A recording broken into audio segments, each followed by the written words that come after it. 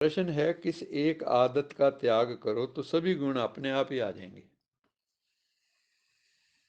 कौन सी एक आदत छोड़ो, त्याग करो तो सारे गुण बाबा कहता है अपने आप ही आ जाएंगे। तो कौन सी है वो आदत?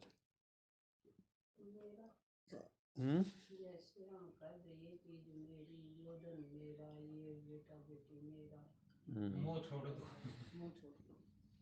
मोह छोड़ें, मेरापन छोड़ें, पकड़ ना हो किसी में, जकड़ ना हो, है ना, कहीं लटके हुए ना हो।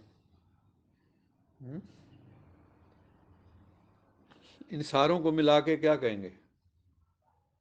जितनी बातें सही हैं, देह अभिमान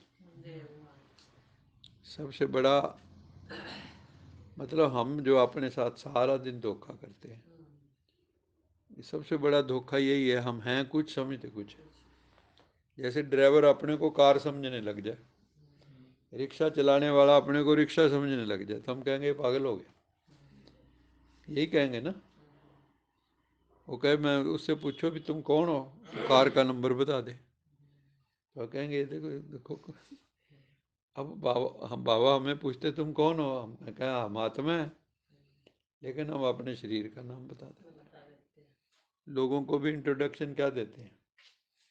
शरीर का ही तो नाम बताते हैं, शरीर का ही प्रोफेशन बताते हैं, सारा कुछ शरीर से जुड़ा हुआ है। शरीर का ही घर बताते हैं, फलानी जगह मैं रहता हूँ। मैं तो शरीर में रहता हूँ वैसे, मेरा असली ठिकाना कौन सा है? शरीर है, शरीर का ये है।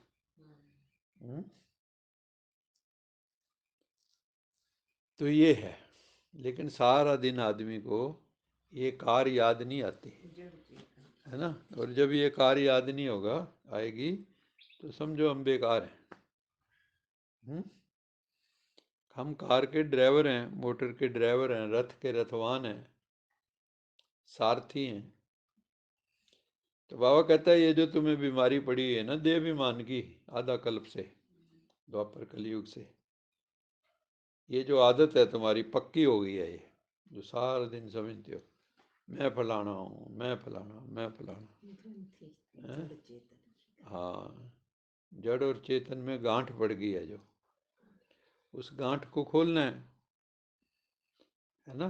धान में होता है ना चावल, बीच में ऊपर उसके भूसी होती है, वो अलग करनी है दोनों, है ना। ऐसे ही है। और एक बार सही से अलग हो गया ना चावल, फिर उसमें डाल भी नहीं सकते। लेकिन हम लोग तो करते नहीं ना अलग। ब्रह्मा बाबा ने किया, मम्मा ने किया, लेकिन दृष्टा के देखते नहीं ना सर। हाँ, देखने वाली अख नहीं ते रब ते तू अख नहीं, तो हम देखते ही नहीं है, अपने में पता नहीं क्या क्या में मस्त रहते हैं। तो ना आत्म दृष्टि है दूसरों के प्रति, न खुद के प्रति, न परमा। बाबा कहता है तब तक मेरी याद ही नहीं आएगी जब तक तुम देह अभिमान में हो, क्योंकि मैं कोई देह तो हूं नहीं। भी श्री कृष्ण की देह तो है, राम की देह है, उनको तो याद कर सकते हो आप, लेकिन भगवान को याद करने के लिए तो आपको अपनी देह भी भूलनी पड़ेगी, क्यों वो देह है ही नहीं, उसके पास कहाँ शरीर है। शिव बाबा का कोई शरीर है? मान लो शिव बाबा का शरीर हो, तो फिर उसके कोई मम्मी डैडी भी होंगे,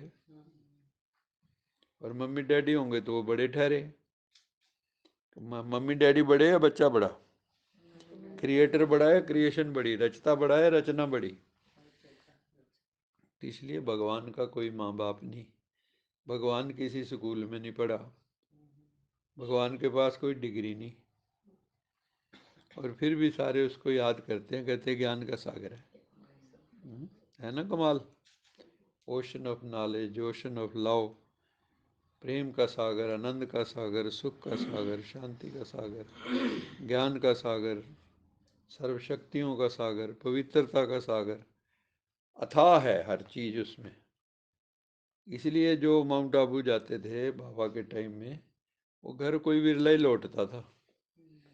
वो कहता था मुझे यहीं रख लो। बाबा कहते ऐसे थोड़ी होगा।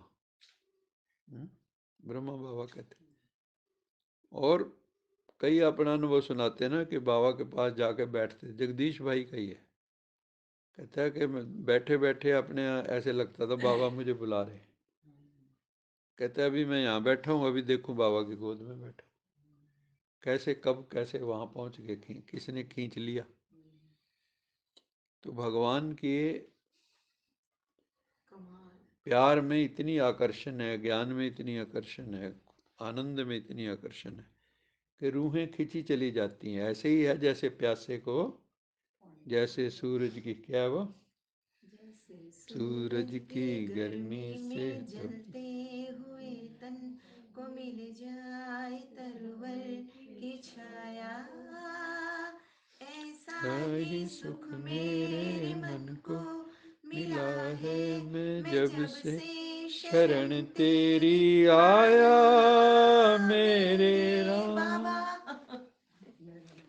जैसे सर भगवान तो मतलब हम कहते हैं विज्ञान का सागर है, वो तो हमने नहीं देखा, लेकिन दादियाँ जो अनपढ़ है, इंग्लिश भी बोलती हैं, हिंदी भी बोलती हैं, हर तरह की भाषा, और कितने ज्ञान की भरी हुई है, वो तो तो साक्षात। कहाँ से सीखे?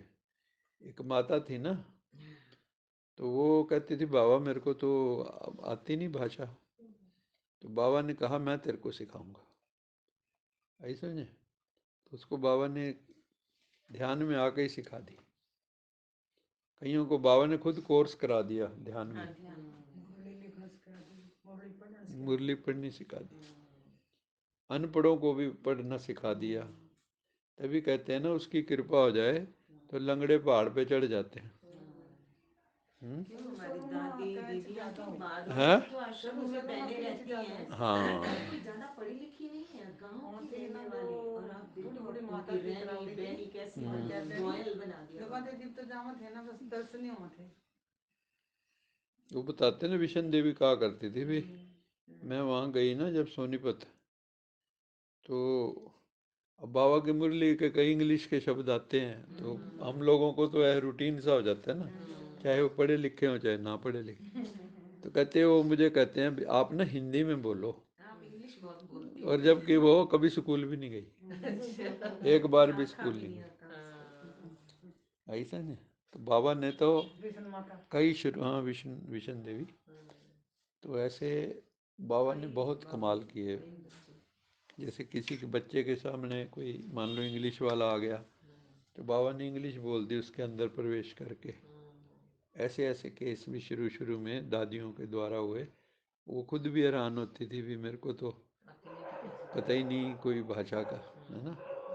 तो बाबा ने जिसको पकड़ना होता है ना, तो बाबा कई बार मुरली में आता है, आप सुनोगे इसी मुरली में बाबा कहते हैं भी कई बार बाबा देखते हैं कि सामने एक अच्छी आत्मा आई है, बाबा की प्रेमी है, भक्ति बहुत की है, लेकिन जो सामने समझाने वाला बच्चा है वो उसके बस का नहीं है।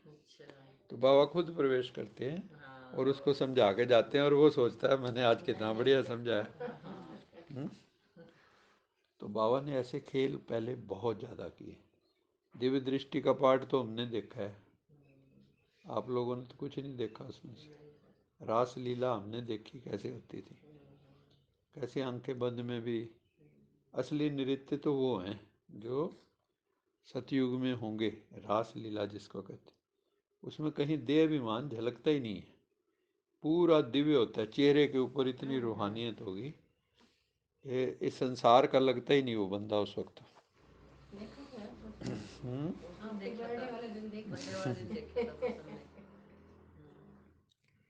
तो बाबा कहते हैं तुम्हारी ये जो आदत पक्की होगी ना देह अभिमान की, अब इस आदत का त्याग करो संगम युग पे। शिव बाबा जो मोस्ट बिलवड है, मतलब सबसे प्यारा, बस उसे याद करो और किसी को याद करने की दरकार नहीं है। कोई भी देहधारी की याद ना रहे, अंत में क्या होगी? परीक्षा। ये जब मरने का टाइम आए, कभी ये हो अरे चाबियों का गुच्छा वहाँ पड़ा, अरे बैंक में एफडी पड़ी, वो फलाना ये पड़ा, तो उस वक़्त फिर क्या होगा? अंत मति सो गति नहीं होगी, फिर पद कम हो जाएगा।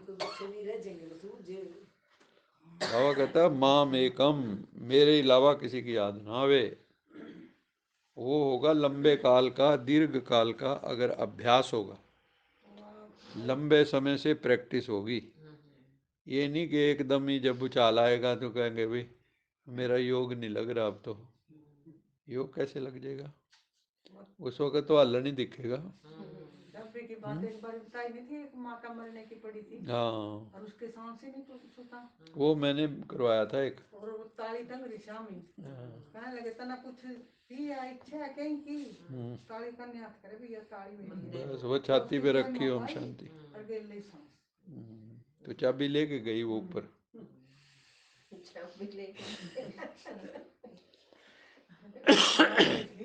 बड़े द्वार कोई भी देहधारी की याद ना रहे तो सब क्वालिफिकेशन आ जाएगी, सब गुण आ जाएंगे, और जितने डिफेक्ट हैं, कमियां हैं, कमजोरियां हैं, अवगुण सब निकल जाएंगे। जितनी बुराइयां हैं अंदर से अपने आप ही निकल जाएंगी। आत्मा क्या बन जाएगी, देखते हैं किसको टच होता है।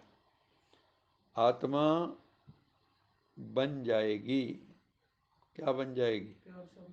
हाँ, प्योर सोना बन जाएगी, और गुलगुल बन जाएगी। गुलगुल बन जाएगी, और बताओ, अभी लगा नहीं तीर। बाबा जैसी, परमात्मा बन जाएगी। हाँ, परमात्मा जैसी बन जाएगी। परमात्मा तो नहीं बन सकती। जैसी हाँ, और भगवान भगवती बन जाएगी। भगवान भगवती बन जाएगी, डायमंड बन जाएगी। डायमंड बन जाएगी, और क्या बन जाएगी? बाबा ने कहा पवित्रता का सागर बन जाएगी। बाबा भी अपनी एनर्जी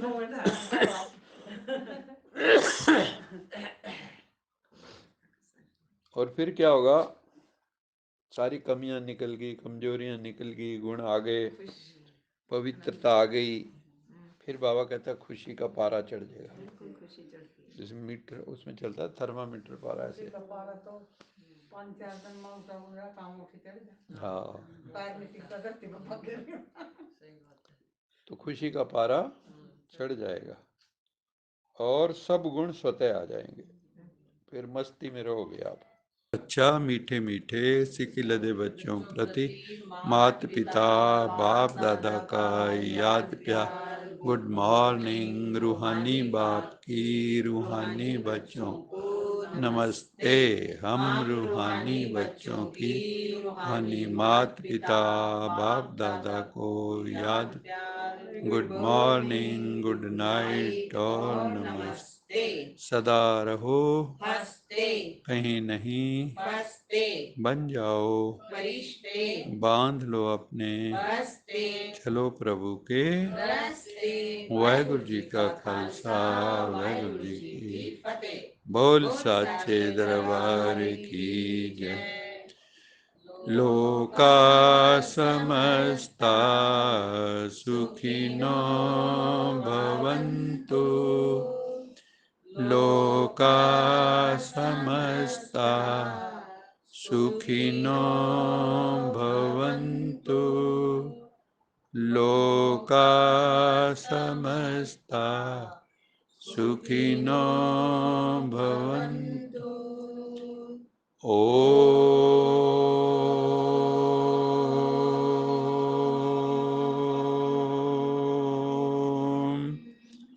शांति शांति शांति।